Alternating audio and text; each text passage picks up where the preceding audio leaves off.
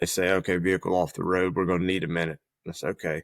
So we actually were able to maneuver the wrecker that we had with us up there. And this was one of those times for resources. We brought a wrecker, but the real reason, well, there were two. One, we had to get it out of that base because we were closing it. But the reason we would take wreckers with us sometimes was we were expecting to lose a vehicle. We knew the likelihood of losing a vehicle to an IED was high. And so sometimes we had wreckers with us. So we were fortunately able to maneuver on that small road, the wrecker to get up there to help with the recovery. And so I start thinking, why do we really need a wrecker up there? How bad is this?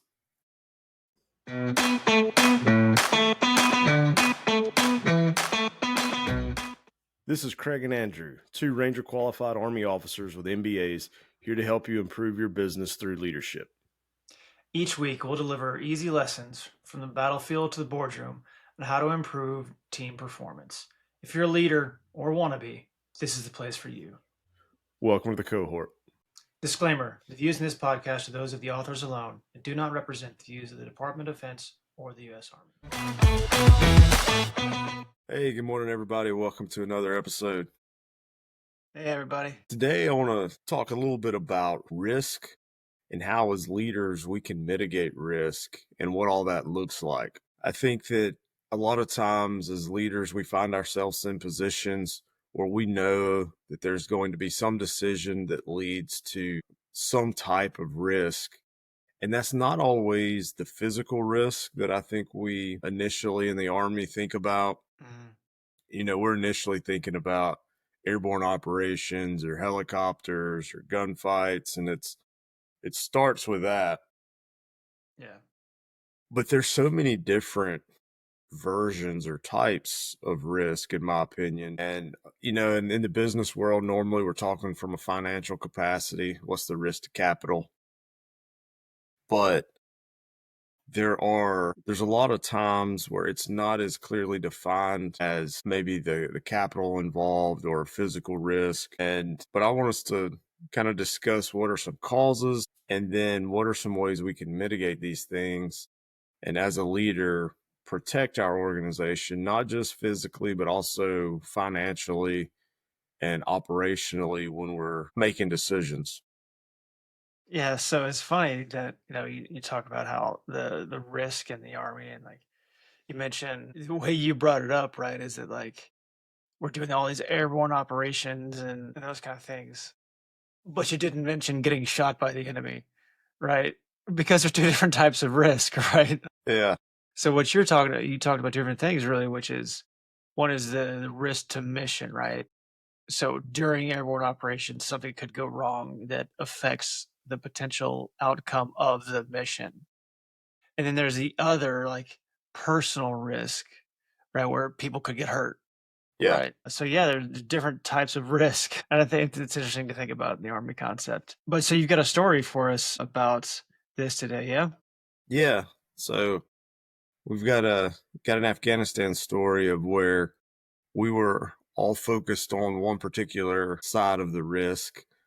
And then we learned throughout that operation that something we had become complacent doing is really where the risk was located. And so I think there's a couple things to be pulled out of it is from our lesson of we were totally overlooking something that we had become complacent with. And also, how do we make sure that our planning and our training goes into ensuring that we stay at a high performing level and we don't fall back into being complacent. And really, we could talk about complacency as its own risk in itself. Yeah. Because anytime you do something for an extended period of time, that's something that happens. I think that's a natural tendency of humans. Is if I have done this activity or this job for so long, I get comfortable there. And Yeah. there's nothing wrong with being comfortable at what you do, but sometimes you have to take proactive steps to make sure that complacency doesn't set in and you lose your edge maybe, and then Yeah. that's where risk can creep in. Yeah, you got to fight your own brain, right? Yeah. Like your brain's gonna want to shut off after it's been doing something for a while. Like, I got this. Like, no, brain, pay attention. Yeah. Yeah. So what happened to us is this was when I was in Afghanistan, and it was during the retrograde. So we were closing small outposts and turning those over to the Afghan army. We had relocated back to a larger fob, and we were actually closing a fairly large fob. I mean, big enough to have an airstrip on it in eastern Afghanistan. So on the exfiltration of that, driving all the way back to a larger base, from a planning standpoint, our biggest concern was, what is the enemy going to do? How is the enemy going to try to get the last swing on us as we leave? And the risk that we were really looking at was that personal risk. We're worried about IEDs, mortars, gunfights, ambushes. We were worried about, an attempt to breach the perimeter and them making their way onto our base. And that is what drove a lot of my planning, a lot of the conversations, what our contingency plans were, what actions we were going to take. And then so that we actually left on Halloween night. I do remember that. It's kind of funny. It was like, all right, trick or treat, Hmm. everybody get in the trucks, Hmm. let's go. Hmm. But it's like, do they know it's Halloween? Is that is that a Taliban go knocking on doors. yeah? We're like, this is, I don't know. It didn't give you a warm fuzzy feeling to execute this large of a maneuver. And so this was I don't remember the exact mileage of how far we had to go.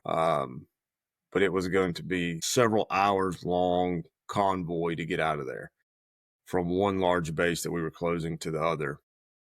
And so essentially what you have to do is you have to collapse your positions. They're all on the perimeter as you drive out the gate. And so we had slowly tried to hand those over to Afghan army units, but there's still, those last few hours when you're trying to get everything ready and move out is still a little nerve wracking. But again, our focus was all about enemy activity. Yeah. Which So is a we big get risk. right. And that was where we were. We had been engaged with the enemy on a regular basis. And so we fully anticipated that to happen continually.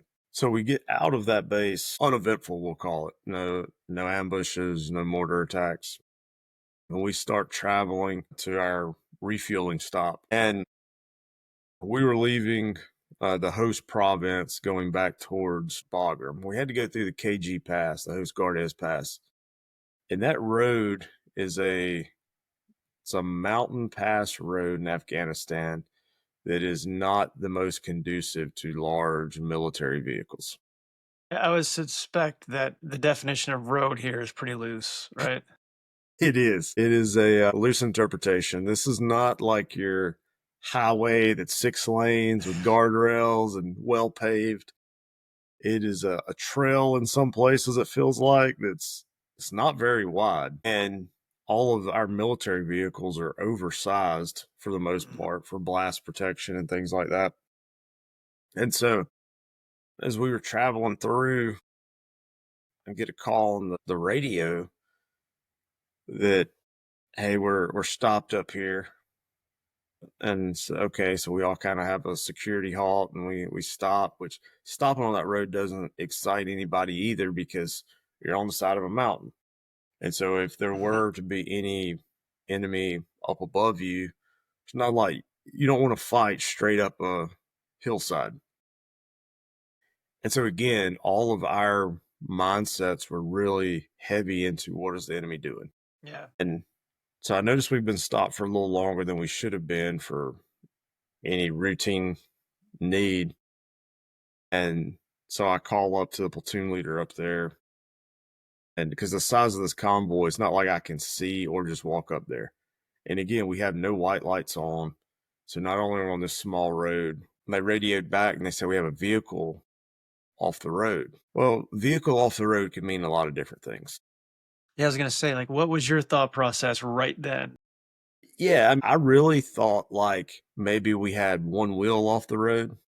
Like maybe we tried to drive around something and a front left tire kind of sunk down in a low spot or kind of pulled off on the shoulder of a road. And this goes back to that clear communication of what does a vehicle off the road mean? Because 10 people would probably write down 10 different answers. And when that happened and they say, okay, vehicle off the road, we're going to need a minute. And I said, okay.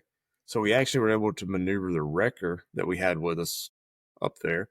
And this was one of those times for resources. We brought a wrecker, but the real reason, well, there were two. One, we had to get it out of that base because we were closing it. But the reason we would take wreckers with us sometimes was we were expecting to lose a vehicle.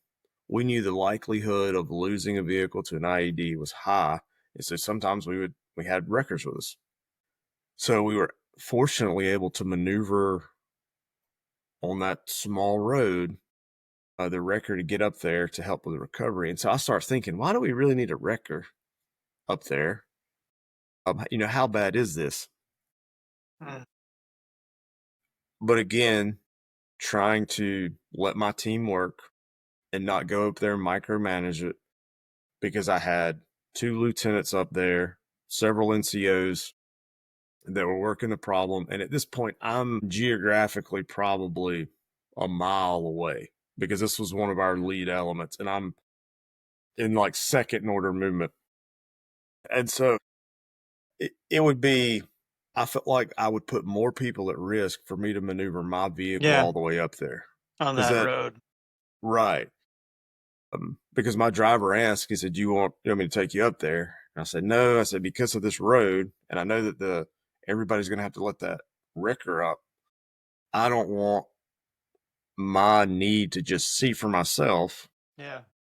I'm going to trust my team, and they're going to handle this." And so they did.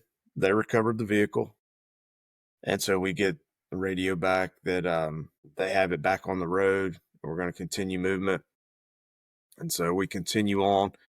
And we get all the way back up to where we stopped to refuel, where I was able to actually in person um, talk with that platoon leader, and I talked with the NCO on the wrecker, and I got kind of the key leaders from that recovery operation. Just said, "Hey, I want to, what happened? Let's talk about this real quick." And they explained that the vehicle actually there was like a 90-degree turn in the road, and because it was kind of hazy and foggy, the driver didn't see it, and he went straight. Mm. And actually literally drove off the side of the road at a 90-degree angle. Luckily, there was a ledge that was about, I don't know, 6-10 feet down that the front tires like stopped on. But the rear bumper was basically even with the road, Jeez. pointed straight down the mountain. And what was the elevation of the road? Man, it was in the Like, thousands of yeah, I feet. was trying to say 10,000. Yeah, it was. I know that if they had been going a little bit too fast, if there were one or two things were slightly different at a slightly different angle, slightly different speed, they would have been gone. They would have all the way to the bottom of the valley. And so that was a fortunate near miss. But I think, afterwards, when I look at that retrospectively, we did talk about in the planning convoy speed. We talked about spacing. We talked about all those little things. Yeah. But the priority in everybody's mind as far as risk goes, and I'll speak for myself, I'll say the risk in my mind was I was worried about enemy activity. Yeah. I was worried about some strange unforeseen. And at the end of the day, the highest risk that we actually encountered was driving. Yeah. And it was something that we had done. We had driven these vehicles so much. We had become complacent a little bit, I think. And it highlighted to me that as a leader, you have to mitigate as much risk as you can, but not to get tunnel vision into what is the most dangerous or what you Yeah. feel is the most likely even. You have to take the time to look at what are all the potential things here, no matter how minute they are, especially from the military side of things of we were used to helicopters and calling in fire from aircraft, artillery, Yeah. all this other stuff that on the surface sounds a lot more dangerous than I need you to drive from point A to point B. Yeah. So I just, it sounds weird to think about. We have to think about safety in the army, right? In a military Yeah. operation. It seems counterintuitive, Yeah. right? But when we do plan for those types of operations, right? You're talking about artillery and aircraft, like you just said. Well, we have processes established. We have everybody kind of knows how that's going to go, and there's very well defined ways to do that so that we prevent friendly fire incidences and everybody does stay safe, right? But then there's, yeah, so I feel like you brought up a great point there because, yeah, the biggest personal risk was the enemy activity. But really, the high risk to mission was driving at night under NVGs in a foggy mountain road, right? To use the term very loosely, 10,000 feet. So that I think that I feel like that probably bumped the risk level of that part of the operation a little higher. Yeah. And I think that it's one of those things where no matter what industry you're in, there's going to be things that you have done so often that you get comfortable with that. And so you're always worried about whether it be a competitor or you're worried about some market condition that you can't control, as opposed to looking internally to the things that you really can control. Mm, And I think that through lots of scenarios of the business world of, you take a product launch. A product launch can be a yeah, risky endeavor. yeah, Now, that's not going to risk anyone's life necessarily, but it's risk to that business. yeah, It is risk to the capital that we have invested in that product. What is going to happen to if we do have competitors make a move? That's the what I would refer to as the enemy activity. yeah. Well, right, exactly. Yeah, that's where my mind went. And so I think that there is still that enemy activity, so to speak, in Mm, the business world. But there's also a lot of times we can look internally and say, how do we mitigate this stuff? yes.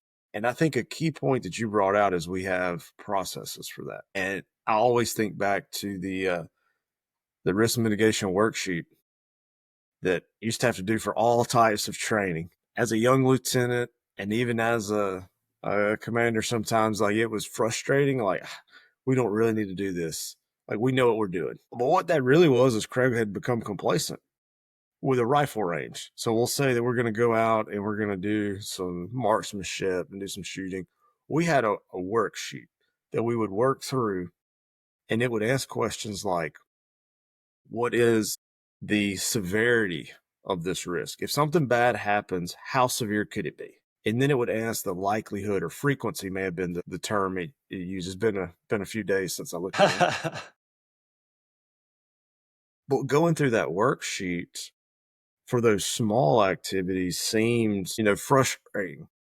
But I can look back and I see the value in those, that I shouldn't have just used them for large operations when we're doing an air assault mission and you're worried about helicopters and airstrikes and everything else. But those risk mitigation tools are also useful for nearly any operation. What is the risk to my team, my organization? There was, and I think that COVID may have highlighted this a little bit more in the business world than previous, because you had this physical risk that was intertwined with business risk. So you had to actually maintain your business function to produce revenue, but how do you do it without risking people's health? And so, I mean, we saw everything from, the glass Yeah, the walls. plexiglass.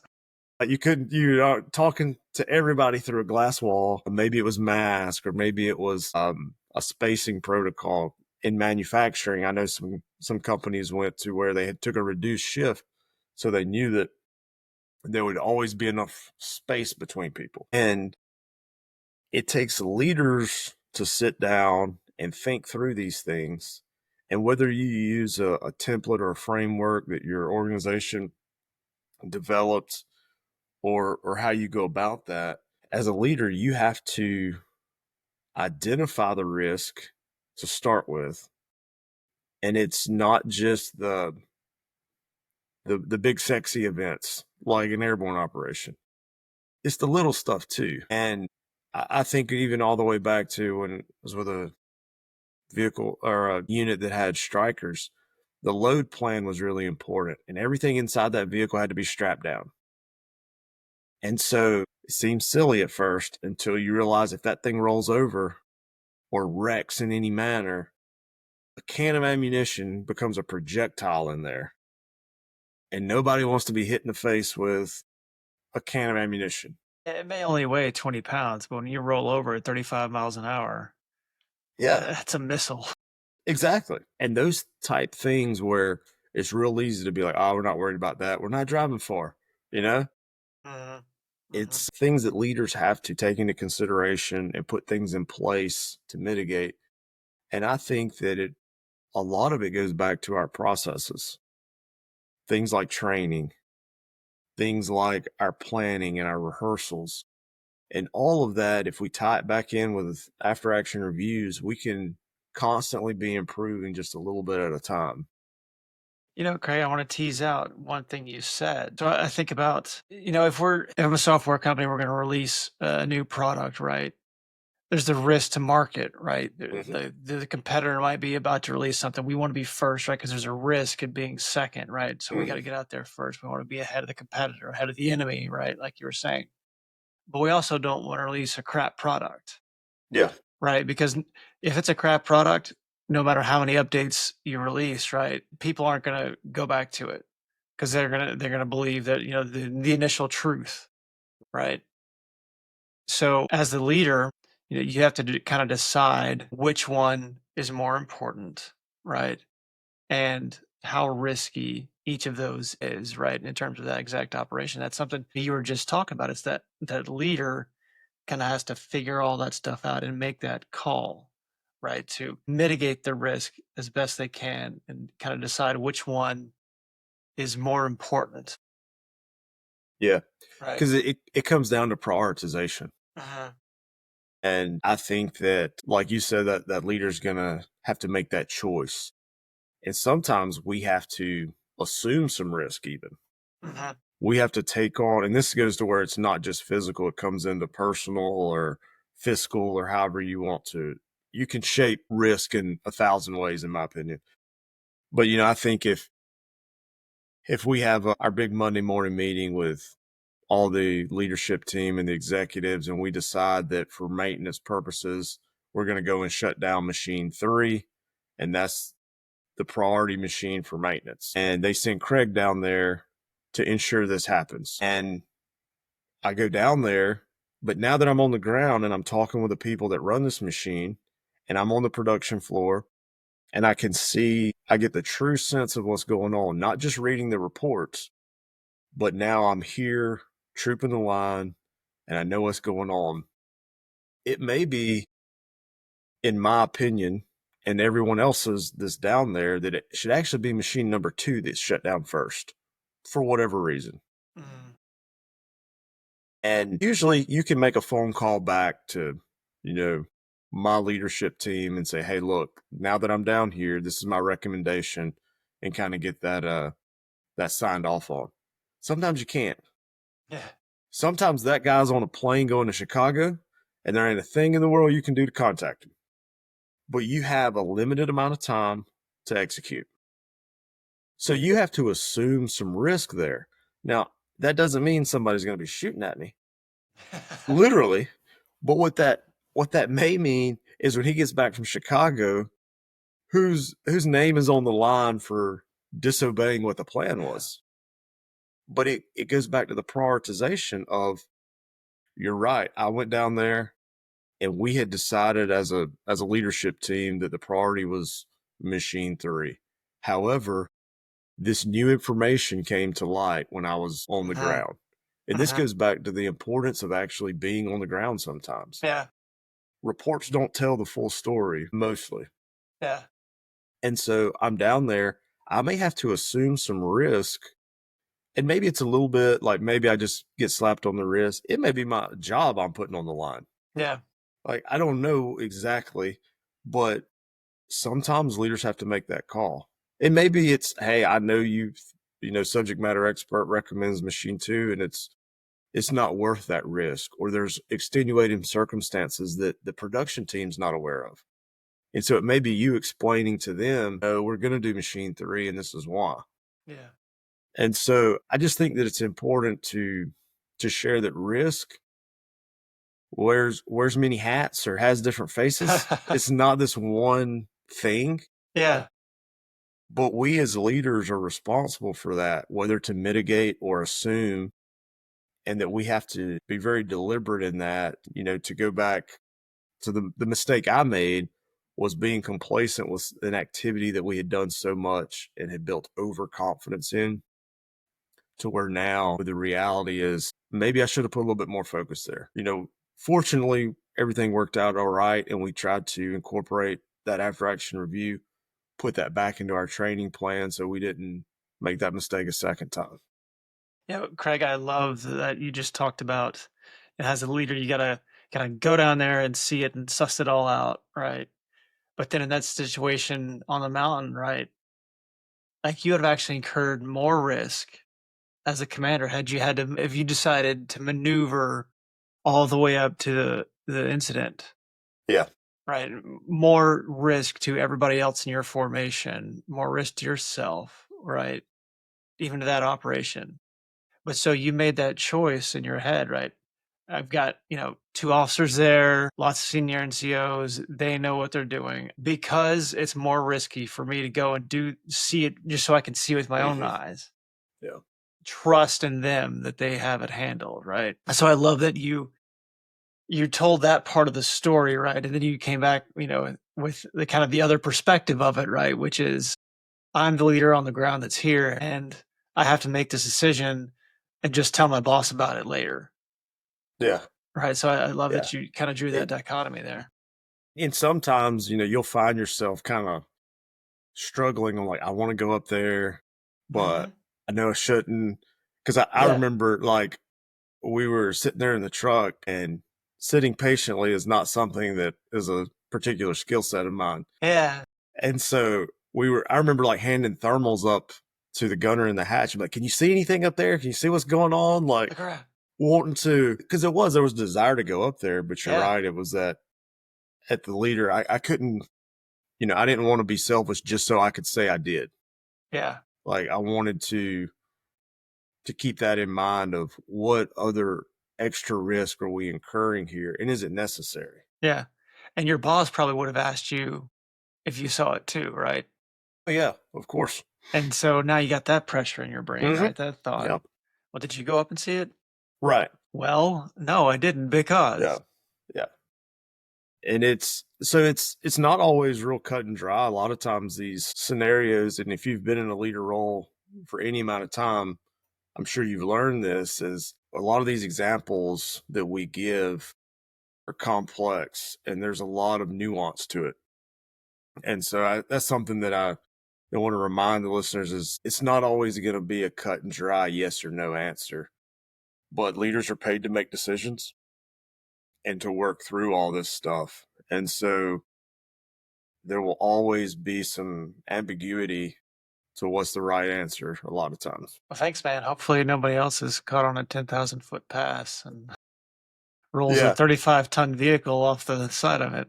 Yeah. Yeah. So if you're driving through the KG Pass, be careful. It Next time is, you're there, yeah, it's narrow in spots and has sharp turns. which is a great analogy. Well, we appreciate y'all listening, and I hope y'all have a good day. As always, take these lessons, use them, and spread them. Everyone is welcome in the cohort.